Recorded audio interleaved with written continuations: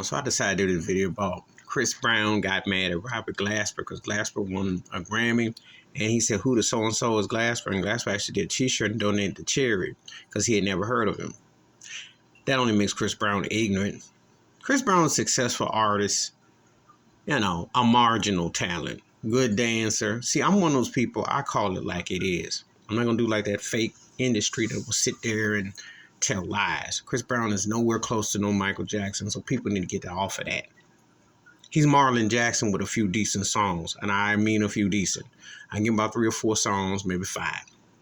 He still don't have what I call a money track that I would sit there and say, yeah, he died today, tomorrow. You're going to sit there and go, oh, wow. And when he went after Robert Glasper, Glasper rings circles around him, okay? See, with Chris Brown, the ignorance, when you don't know something, and yet you're just going by your numbers and stat pattern, you don't really understand depths and talent. Robert Glasper plays a versatility of music. That guy can get on the piano. That guy can play. He talented. Something that C Breezy will never understand on that level. Because they trying to push this cotton-coated TV movie of the week, broke Michael Jackson, and that's an insult.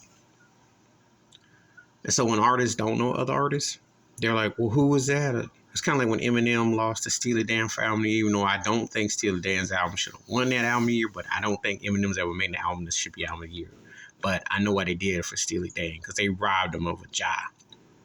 Robert Glasper is a talent that R&B radio, which has been pimped by white industry, Clear Channel, these other services, which has an agenda to destroy and to troll and make black music auto-tuned out, robotic, drug-based, 808, make them like, a one-trick pony, trap, drug culture. But when you hear Robert Glasper, that's musicality, whether you like it or not.